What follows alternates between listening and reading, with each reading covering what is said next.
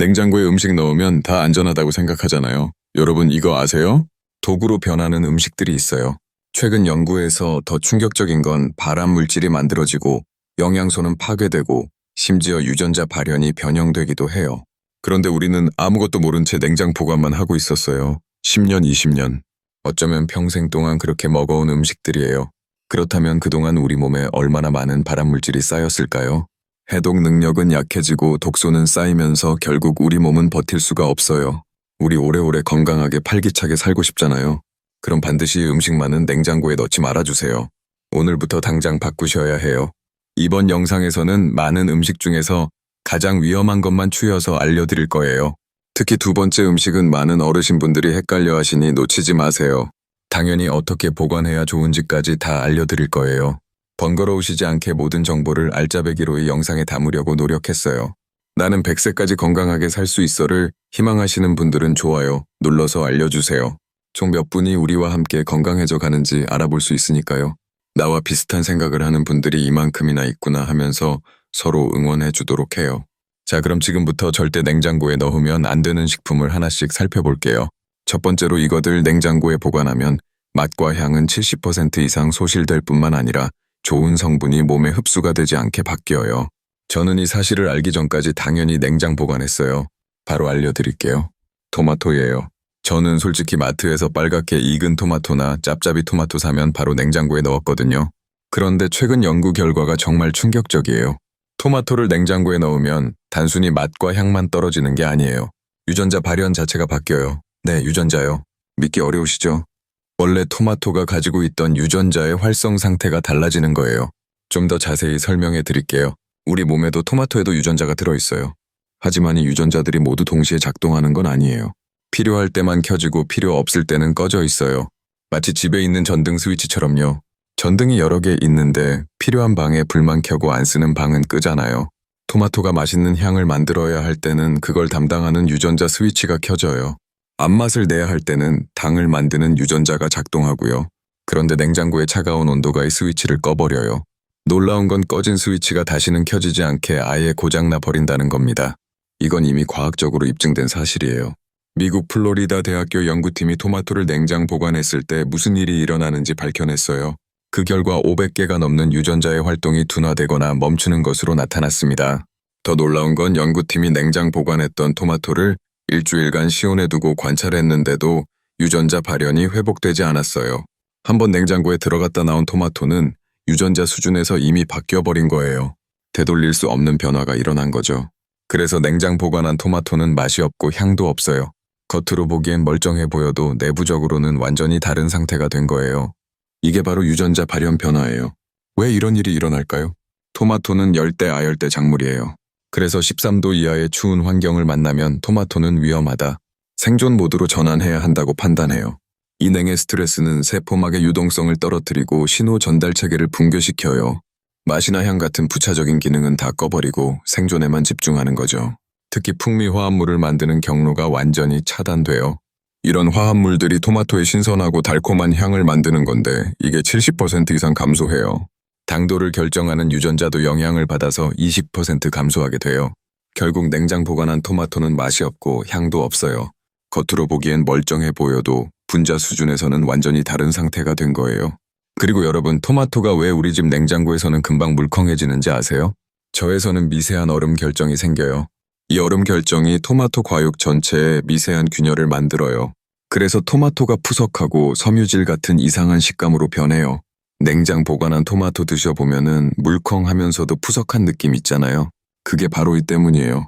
자, 그럼 토마토는 어떻게 보관해야 우리가 맛있게 그리고 건강한 영양소도 함께 먹을 수 있을까요? 무조건 실온에서 보관하세요. 그리고 토마토를 놓을 때 꼭지를 아래로 향하게 두세요. 왜냐고요? 토마토의 줄기 흉터 부분이 가장 약한 부분이거든요. 이 부분이 위로 향하면 공기 중에 수분이나 오염물질이 들어갈 수 있어요.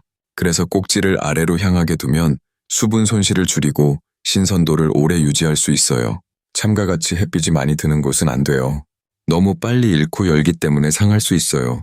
하지만 반대로 완전히 어두운 것도 좋지 않아요. 적당한 빛이 토마토의 리코펜 합성을 돕거든요. 선반이나 식탁 위 같은 곳이 적당해요. 비닐봉투에 넣으면 절대 안 돼요. 박스채로 살 때도 있지만 우리 비닐에 한 개씩 담아서 올 때도 있잖아요. 비닐은 버리시고 그릇에 담아주세요. 에틸렌가스가 갇혀서 부패가 빨라져요. 토마토도 에틸렌가스를 만들어요. 이 가스가 갇히면 토마토가 과속되고 빨리 무르거든요. 토마토가 너무 많아서 다 먹기 어렵다면 소스로 만들어서 냉동하셔도 돼요. 토마토 소스 만드는 법도 간단해요. 토마토를 대충 썰어서 냄비에 넣고 올리브 오일, 마늘, 소금으로 간하고 졸이세요.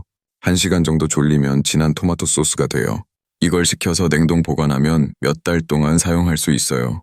입맛 없을 때 밥이랑 같이 볶아 먹어도 맛있고 식빵 구워서 위에 발라 먹어도 맛있어요. 리코펜은 토마토의 대표 항산화 성분인데 생토마토보다 익힌 토마토가 리코펜 흡수율이 2배에서 3배 높아요. 이유는 간단해요. 리코펜은 토마토 세포벽 안에 단단히 박혀 있는데 열을 가하면 세포벽이 깨지면서 리코펜이 방출되기 때문이에요. 토마토를 고를 때도 팁이 있어요. 너무 딱딱한 토마토보다는 살짝 말랑한 게 맛있어요. 꼭지 부분을 눌러봤을 때 약간 들어가는 정도가 적당해요. 향도 중요해요. 꼭지 부분에서 토마토 향이 나야 잘 익은 거예요. 토마토 특유의 풀 같으면서도 달콤한 향이 나야 해요. 무향이거나 이상한 냄새가 나면 신선하지 않은 거예요. 방울토마토는 일반 토마토보다 껍질이 두껍고 단단해서 조금 더 오래 가요. 대추방울토마토는 더 오래 보관할 수 있어요. 하지만 큰 토마토는 과이 많아서 상대적으로 빨리 무르는 편이에요. 완숙 토마토는 실에서 이틀에서 사흘 정도가 한계예요. 그 이상 보관하려면 요리해서 냉동하는 게 답이에요. 토마토 한 가지 더 알려드릴게요. 토마토와 같이 보관하면 안 되는 과일과 채소가 있어요. 바나나, 사과, 배, 복숭아와 같은 과일들이요. 이 과일들은 에틸렌가스를 많이 만들어요. 토마토도 에틸렌에 민감해서 이 과일들과 함께 두면 빨리 무르고 상해요. 반대로 오이, 브로콜리, 상추 같은 채소도 토마토와 멀리 두세요. 토마토에서 나오는 에틸렌가스가 이 채소들을 빨리 시들게 만들어요. 그래서 토마토는 따로 시온에 보관하는 게 좋아요. 마지막으로 여러분 토마토 자주 드세요. 토마토의 리코펜 성분은 전립선암, 유방암, 예방에 도움이 된다는 연구 결과가 많아요. 비타민C는 면역력을 높여주고 비타민 A는 눈강에 좋아요. 칼륨도 풍부해서 혈압 조절에 도움이 돼요. 식이섬유도 있어서 장 건강에도 좋고요. 그런데 냉장 보관하면 이런 좋은 성분들이 다 감소하니까 조심하시고요. 자, 다음으로 두 번째 알려드릴게요. 이건 보통 많이들 실에서 보관하시지만 간혹가다 냉장 보관해도 되냐고 여쭤보시는 분들이 있어요. 냉장 보관해야 신선하게 유지되는 거 아니냐고 물어보셔서 딱 정확히 알려드릴게요. 실에서 거의 영원히 보관할 수 있는 식품이에요.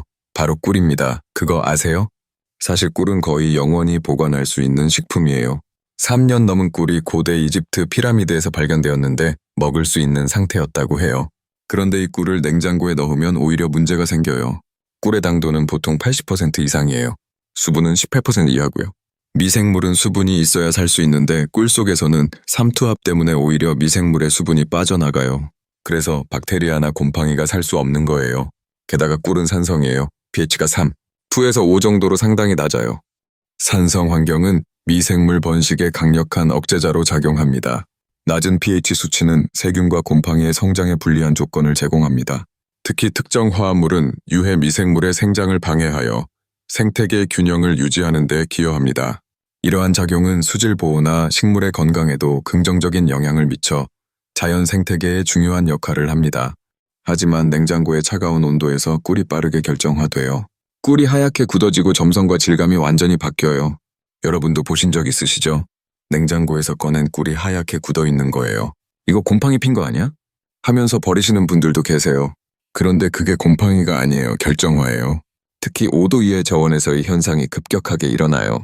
냉장고 온도가 보통 2도에서 5도니까 꿀에게는 최악의 환경인 거죠. 결정화 속도는 꿀의 종류에 따라 다른데요. 포도당 함량이 높은 꿀일수록 빨리 결정화돼요. 아카시아 꿀은 과당 비율이 높아서 상대적으로 천천히 결정화되는 편이에요. 반면 유채이나 해바라기 꿀은 포도당이 많아서 빨리 굳어요.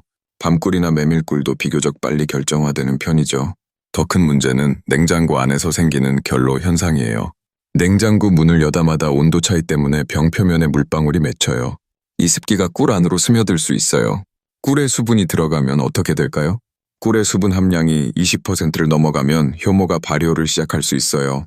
그러면 꿀의 품질이 떨어지고 항균 활성도 저하될 수 있어요. 꿀의 항균 효과는 꿀의 큰 장점 중 하나인데 이게 약해지는 거예요. 연구에 따르면 10도 이하에서 보관하면 꿀의 항균 특성이 유의하게 감소할 수 있대요. 꿀이 왜 항균 효과가 있을까요? 첫째, 높은 당도와 낮은 수분 함량 때문이에요. 이미 앞에서 설명드렸어요. 둘째, 꿀에는 과산화수소가 들어있어요. 꿀벌리 꿀을 만들 때 포도당 산화효소라는 효소를 첨가해요. 이 효소가 천천히 과산화수소를 만들어내요. 과산화수소는 소독약으로도 쓰이는 강력한 항균 물질이죠. 셋째, 꿀에는 꿀벌이 만들어내는 천연 항생 물질이 들어있어요. 넷째, 꿀의 낮은 pH도 항균 작용을 해요. 냉장고에 보관하면 과산화수소를 만드는 포도당 산화요소의 활성이 낮아져요. 게다가 습기가 들어가면 꿀이 희석되면서 항균 효과가 더 떨어져요.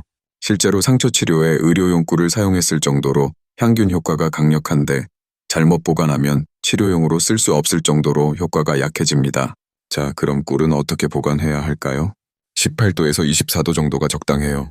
싱크대 아래나 식품 보관 선반 같은 곳이 좋아요. 주방 선반 중에서도 가스레인지 근처는 피하세요. 너무 뜨거울 수 있거든요. 밀폐 용기에 담아두는 게 정말 중요해요. 꿀은 흡습성이 있어서 공기 중의 수분을 흡수할 수 있거든요. 그래서 뚜껑을 항상 꼭 닫아 두셔야 해요. 대충 열어두면 절대로 안 돼요. 꿀을 떠낸 후에는 병 주둥이 부분을 깨끗하게 닦고 뚜껑을 바로 닫으세요. 병 주둥이에 꿀이 묻어 있으면 그 부분으로 습기가 스며들 수 있어요. 그리고 만약 꿀이 결정화됐다면 병째로 미지근한 물에 담가 두세요. 너무 뜨거운 물은 안 돼요. 꿀의 영양소가 파괴될 수 있거든요. 특히 효소들이 열에 약해요. 40도에서 50도 정도의 미지근한 물이 적당해요.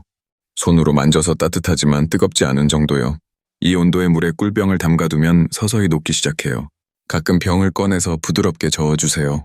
10분에서 20분 정도면 다시 원래 상태로 돌아와요. 참고로 색이 지은 꿀일수록 항산화 성분이 많아요. 메밀이나 밤꿀 같은 진한 색깔의 꿀이 아카시아 꿀보다 항산화 성분이 훨씬 풍부해요. 항산화 성분이 많다는 건 폴리펄, 플라보노이드 같은 식물성 화합물이 많다는 뜻이에요. 이런 성분들이 우리 몸에서 활성산소를 제거하고 세포 손상을 막아줘요. 진한 꿀은 맛도 더 강하고 깊어요. 아카시아는 맛이 담백하고 부드러운 반면 밤이나 메밀은 진하고 쌉싸름한 맛이 나죠. 진한 꿀일수록 더욱 시로운 보관이 중요하다는 거예요. 꿀의 종류별 특징도 알아두시면 좋아요. 아카시아 꿀은 가장 대중적이에요. 맛이 부드럽고 향이 은은해서 누구나 좋아요. 결정화가 느린 편이라 액체 상태를 오래 유지해요. 밤은색이 진하고 쌉싸름한 맛이 특징이에요. 항산화 성분이 풍부하죠. 기침이나 목 건강에 좋다고 알려져 있어요. 메밀은 거의 검은색에 가까워요. 맛이 아주 진하고 향이 강해요. 항산화 효과가 모든 꿀 중에서 가장 뛰어나다고 해요. 유채꿀은 연한 노란색이고 결정화가 아주 빨라요. 비타민과 미네랄이 풍부한 편이에요. 야생화 꿀은 다양한 꽃에서 채취한 거라 맛과 색이 매번 달라요. 계절과 지역에 따라 특성이 변하죠. 마오카 꿀은 뉴질랜드산으로 항균 효과가 특히 뛰어나요. 의료용으로도 쓰이는 프리미엄 꿀이죠. 어떤 꿀을 선택하시든 보관법은 같아요. 실밀폐, 직사광선 차단. 이 세 가지만 지키시면 돼요. 그럼 꿀의 모든 좋은 성분을 그대로 유지하면서 오래오래 드실 수 있어요. 꿀 한 가지 더 알려드릴게요. 꿀은 단순한 감료가 아니에요. 강력한 항산화 식품이고 항균 식품이며 에너지 식품이에요. 운동선수들이 경기 전에 꿀을 먹는 이유가 있어요. 꿀의 당은 빠르게 흡수되면서도 혈당을 급격히 올리지 않거든요. 포도당과 과당의 비율이 적절해서 지속적인 에너지를 제공해요. 그리고 꿀에는 미량이지만 다양한 비타민과 미네랄이 들어있어요. 비타민 B군, 비타민 C, 칼슘, 철분, 마그네슘, 칼륨 등이요. 양은 적지만 천연 형태라서 흡수가 잘 돼요. 특히 어르신분들에게 꿀은 좋은 영양 공급원이에요. 소화가 잘 되고 목 건강이 좋으며 항산화 효과도 있으니까요. 아침에 미지근한 물에 꿀 한 숟가락 타서 드시면 하루를 활기차게 시작할 수 있어요. 반당뇨가 있으신 분들은 양을 조절하셔야 해요. 꿀도 당분이니까 혈당을 올릴 수 있거든요. 하지만 설탕보다는 혈당 지수가 낮아서 상대적으로 나은 편이에요. 세 번째 식품은 냉장고에 넣으면 좀 많이 위험해요. 바로 감자인데요. 사실 어르신들은 잘 안 그러시죠. 오히려 젊은 분들이 많이 하는 실수예요. 마트에서 감자 한 봉지 사서 그냥 냉장고에 넣어두시는 거예요. 혹시 감자를 냉장고에 넣어보셨어요? 이상하게 단맛이 많이 나요? 지금 이유를 알려드릴게요. 감자 속 녹말이당으로 빠르게 바뀌어요. 이걸 전문 용어로 냉장유도 감미화라고 해요. 처음엔 이게 별거 아닌 것 같죠? 그런데 진짜 문제는 따로 있어요. 이렇게 당이 많아진 감자를 튀기거나 구우면 큰일이 나요. 고온에서 당과 아미노산이 만나면 아크릴아마이드라는 물질이 생겨요. 아크릴아마이드. 이름이 어렵죠? 하지만 꼭 기억하셔야 해요. 국제암연구소에서 이 물질을 인체의 발암 추정 물질로 분류했어요. 쉽게 말하면 인체에 암을 일으킬 가능성이 높은 물질이라는 거예요. 생각해보세요. 우리 어르신들 명절 때 전 부치실 때도 감자 많이 하시고 구워서도 자주 드시죠. 아크릴아마이드는 120도 이상의 고온에서 만들어져요. 냉장고에 보관한 감자로 이런 요리를 하면 아크릴아마이드가 훨씬 많이 생성될 수 있어요. 실제 연구 결과를 보면 냉장 보관 2주 만에 감자의 당 함량이 3배나 증가했어요. 품종을 가리지 않고 이런 변화가 빠르게 일어나요. 수미 감자든 돼지 감자든 심지어 자색 감자까지 다 마찬가지예요. 유럽식품안전청에서는 가정에서 감자 보관할 때 절대 냉장 보관하지 말라고 권고하고 있어요. 특히 어린이들이 감자튀김을 많이 먹잖아요. 성장기 아이들에게 발암물질 노출은 더 위험하죠. 그래서 유럽에서는 이 문제를 아주 심각하게 받아들이고 있어요. 어떤 분들은 이렇게 말씀하세요. 그래도 냉장고에 넣어야 싹이 안 나지 않나요? 맞아요. 냉장고에 넣으면 싹이 덜 나긴 해요. 하지만 그 대가가 너무 커요. 싹을 막으려고 냉장고에 넣었다가 발암물질 위험을 높이는 건 말이 안 되죠. 그럼 감자는 어떻게 보관해야 할까요? 감자는 12도에서 15도 정도의 서늘하고 어두운 곳에 보관하세요. 베란다 구석진 곳, 싱크대 아래 수납장, 현관 신발장, 옆 같은 곳들이요. 통풍이 잘 되는 종이 봉투나 바구니에 담아두면 좋아요. 감자도 토마토처럼 비닐봉투는 절대 안 돼요. 비닐봉투에 넣으면 습기가 차서 오히려 빨리 상해요. 감자가 숨을 쉬면서 수분을 배출하는데 비닐봉투는 통기성이 없어서 그 수분이 갇혀요. 그러면 곰팡이가 생기거나 썩기 시작해요. 종이봉투나 매 그물망 같은 통기성 있는 재질이 좋아요. 빛을 차단하는 게 정말 중요해요. 감자가 빛을 받으면 솔라닌이라는 독성 물질이 생기거든요. 감자가 초록색으로 변한 걸 보신 적 있으시죠? 그게 바로 솔라닌이 생긴 거예요. 천연 독성 물질이에요. 솔라닌은 소화기 증상을 일으킬 수 있어요. 배 아프고 설사하고 심하면 구토를 일으킬 수 있고 많이 먹으면 더 심각한 중독 증상이 나타날 수 있어요. 솔라닌은 가열해도 잘 파괴되지 않아요. 삶거나 튀겨도 독성이 그대로 남아있어요. 그래서 초록색으로 변한 부분은 반드시 돌려내고 사용해야 해요. 그래서 감자는 어두운 곳에 보관하시는 게 정말 중요해요. 그리고 중요한 거 말씀드릴게요. 양파는 최소한 90cm 이상 떨어뜨려 놓으세요. 왜냐고요? 양파와 감자가 서로 영향을 주거든요. 양파에서 나오는 가스가 감자를 빨리 썩게 하고 감자에서 나오는 습기가 양파를 무르게 만들어요. 그래서 둘을 함께 보관하면 둘 다 빨리 상해요. 이렇게 보관하시면 최대 석 달까지도 보관할 수 있어요. 하지만 냉장고에 넣으면 2주 안에 품질이 확 떨어져요. 만약 감자를 깎아서 사용해야 한다면 물에 담가 두세요. 공기 중에 노출되면 갈변이 일어나거든요. 하지만 물에 너무 오래 담가두면 전분과 영양소가 빠져나가니 최대한 빨리 사용하세요. 비타민C 같은 수용성 비타민이 물에 녹아나가거든요. 감자를 고를 때도 팁이 있어요. 표면이 매끄럽고 단단한 것을 고르세요. 흠집이 있거나 무른 부분이 있으면 그 부분부터 빨리 상해요. 싹이 나기 시작한 것. 초록색으로 변한 것은 피하세요. 너무 큰 감자보다는 중간 크기가 좋아요. 너무 크면 속이 비어있거나 질긴 경우가 있어요. 손으로 들었을 때 무게감이 있는 게 신선한 감자예요. 가벼우면 수분이 빠져서 부석할 수 있어요. 감자의 종류별 특징도 알아두시면 좋아요. 순미 감자는 가장 흔한 품종이에요. 둥글고 매끄러우며 조리하기 좋아요. 찌개 해도 좋고 쪄 먹어도 좋아요. 돼지 감자는 표면이 거칠고 울퉁불퉁해요. 전분 함량이 높아서 으깨기 좋아요. 감자 만들 때 적합해요. 자세 감자는 보라색 색소인 안토시아닌이 풍부해요. 항산화 효과가 뛰어나죠. 어떤 감자를 선택하시든 보관법은 같아요. 감자 한 가지 더 알려드릴게요. 감자는 영양학적으로 정말 훌륭한 식품이에요. 탄수화물 공급원일 뿐만 아니라 비타민C, 칼륨이 풍부해요. 특히 칼륨 함량이 높아서 혈압 조절에 도움이 돼요. 바나나보다 칼륨이 많다는 사실 아세요? 그리고 감자는 포만감을 오래 유지시켜줘요. 저항성 전분이 들어있어서 소화가 천천히 되거든요. 다이어트 할 때 감자를 적당히 먹으면 오히려 도움이 돼요. 물론 튀기지 않고 삶거나 쪄서 먹어야 해요. 하지만 이 모든 좋은 영양소도 제대로 보관하지 않으면 의미가 없어요. 냉장 보관으로 아크릴아마이드 위험을 높이면 오히려 해가 되니까요. 그러니까 감자는 꼭 실온의 서늘한 곳에 보관하세요. 다음은 고기 먹을 때 꼭 필요한 재료인데요. 마늘이에요. 사실 앞마늘은 서늘한 실에 보관하시잖아요. 그런데 특히 늘을 사서 냉장고에 보관하시는 경우가 많죠. 그런데 냉장고의 습도와 저희 마늘에 전혀 좋지 않아요. 마트에서 깐 마늘 한 봉지 사면 편하잖아요. 껍질은 수고도 덜고요. 그래서 냉장고에 쏙 넣어두시는 거예요. 이유를 알려드릴게요. 마늘을 냉장고에 넣으면 쉽게 싹이 터요. 냉장고에서 마늘 꺼냈는데 가운데서 녹색 싹이 나온 거 보신 적 있으시죠? 이거 먹어도 되나? 고민하시다가 그냥 싹만 빼고 쓰시는 분들 많으세요. 싹이 난 마늘을 먹으면 어떻게 될까요? 일단 맛이 달라져요. 쓴맛이 강해져요. 마늘 특유의 알싸하고 매운맛은 약해지고 대신 쓰고 떨은 맛이 나요. 요리에 넣어도 맛이 이상해져요. 그리고 소화가 잘 안 돼요. 마늘 드시면 속이 더부룩하거나 소화가 안 되는 느낌 받으신 적 있으시죠? 싹 때문일 수 있어요. 싹에는 소화를 방해하는 성분이 들어있거든요. 냉장고는 보통 습도가 80% 정도 되거든요. 이 과도한 습기는 곰팡이가 자라기 좋은 환경을 만들어요. 겉으로 보기엔 멀쩡한데 까보면 안쪽이 곰팡이로 뒤덮여 있는 경우도 있어요. 특히 깐 마늘은 껍질이 없어서 더 취약해요. 보호막이 없으니 습기와 곰팡이 포자가 직접 닿는 거죠. 일부 곰팡이는 마이코신 같은 유해 물질을 만들 수 있어요. 마이코톡신이 뭐냐고요? 곰팡이가 만들어내는 독소예요. 이게 정말 위험해요. 간 손상을 일으킬 수 있거든요. 발암성이 있는 것들도 있어요. 곰팡이 난 부분만 돌려내면 되지 않나요? 하시는 분들 계신데 그렇지 않아요. 곰팡이의 균사는 눈에 보이지 않게 내부 깊숙이 퍼져 있을 수 있어요. 그래서 곰팡이가 조금이라도 보이면 그 마늘은 통째로 버리시는 게 안전해요. 더 중요한 건 영양소 손실이에요. 연구 결과를 보면 냉장 보관 열흘 안에 마늘의 대표 유효 성분이 날리신이 절반 수준으로 줄어요.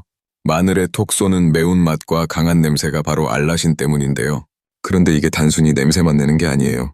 마늘의 항균 효과와 심혈관 보호 효능을 담당하는 핵심 성분이에요. 알리신은 마늘의 가장 중요한 건강 성분이에요. 혈액순환을 돕고 콜레스테롤을 낮추며 면역력을 높여주는 성분이죠. 감기 예방에 마늘이 좋다는 말 들어보셨죠? 그게 다 알리신 덕분이에요. 이렇게 중요한 알리신이 냉장 보관으로 절반이나 줄어든다는 건 정말 안타까운 일이에요. 건강을 위해 마늘을 먹는 건데 효능이 절반밖에 안 된다는 거잖아요. 왜 냉장 보관하면 알리신이 줄어들까요? 알리신은 사실 마늘 안에 그대로 들어있는 게 아니에요. 마늘 안에는 알리인이라는 전구 물질과 알리나제라는 효소가 따로 들어있어요. 마늘을 자르거나 으깨면이 둘이 만나서 알리신이 만들어지는 거예요. 그런데 냉장고에 저희 알리나제 효소의 활성을 떨어뜨려요. 효소가 제대로 작동하지 못하면 알리신이 충분히 만들어지지 않는 거죠. 게다가 이미 만들어진 알리신도 저온에서 불안정해져서 쉽게 분해돼요. 냉장 보관하면 마늘의 세포벽도 손상돼요. 마늘을 냉장고에서 오래 두면 조직이 물러지는 거 느끼셨죠? 세포벽이 손상되면서 내부 구조가 무너지는 거예요. 그래서 다질 때 물러지고 끈적여서 조리하기도 불편해져요. 칼에 마늘이 달라붙고 돔에도 끈적거리는 거 정말 불편하잖아요. 마늘즙이 손에 묻으면 냄새도 오래 가고요. 그러면 마늘은 어떻게 보관해야 할까요? 통풍이 잘 되는 서늘하고 건조한 곳에 보관하세요. 15도에서 18도 정도가 적당해요. 그물망이나 바구니에 담아두세요. 요즘 마트에서 파는 마늘이 그물망에 들어있는 이유가 다 있어요. 통풍이 잘 되게 하려고 그런 거예요. 직사광선과 열습기는 피해야 해요. 삼가해 두시면 안 돼요. 햇빛을 받으면 마늘이 빨리 말라요. 통마늘은 이렇게 보관하면 최대 6달까지 보관할 수 있어요. 하지만 쪼갠 다음엔 열흘 내에 드시는 게 좋아요. 껍질을 벗긴 마늘은 공기와 접촉 면적이 넓어져서 빠르게 산화되어요. 알리신 전구체들이 공기 중에 노출되면서 변질되기 시작하는 거예요. 깐 마늘을 사셨다면 어떻게 할까요? 이건 어쩔 수 없이 냉장 보관해야 해요. 하지만 꼭 일주일 내에 빨리 사용하세요. 그리고 마늘을 장기 보관하고 싶으시면은 다져서 올리브 오일에 담가 냉동하세요. 이렇게 하면 몇 달 동안 보관할 수 있어요. 필요할 때 숟가락으로 떠서 바로 요리에 사용하면 돼요. 마늘 한 가지 더 알려드릴게요. 마늘은 요리할 때 다루는 방법에 따라 효능이 달라져요.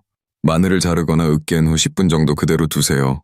이 시간 동안 알리신이 충분히 만들어져요. 그 다음에 요리하면 열에도 알리신이 어느 정도 보존돼요. 바로 요리하면 알리나자의 효소가 열에 파괴되면서 알리신이 제대로 만들어지지 않아요. 그리고 마늘은 너무 오래 가열하지 마세요. 장시간 가열하면 알리신이 분해돼요. 마늘을 넣고 1에서 2분 정도만 볶는 게 좋아요. 생마늘로 먹는 것도 좋아요. 알리신을 가장 많이 섭취할 수 있는 방법이거든요. 쌈장에 다진 마늘 넣어 먹거나 고기 먹을 때 생마늘 곁들이는 게 다 이유가 있어요. 하지만 생마늘을 너무 많이 먹으면 위에 자극이 될 수 있어요. 하루에 2~3쪽 정도가 적당해요. 마늘의 건강 효능은 정말 대단해요. 마늘 없는 한식은 상상할 수 없다는 말이 있을 정도잖아요. 그런데 냉장 보관으로 그 좋은 효능을 절반밖에 못 누린다면 정말 아깝죠. 그러니까 마늘은 꼭 시온에 건조한 곳에 보관하세요. 통풍 잘 되는 그물망에 담아서 서늘한 곳에 걸어두시면 완벽해요. 자, 지금까지 절대 냉장고에 넣으면 안 되는 식품들을 다 살펴봤어요. 정리해볼까요?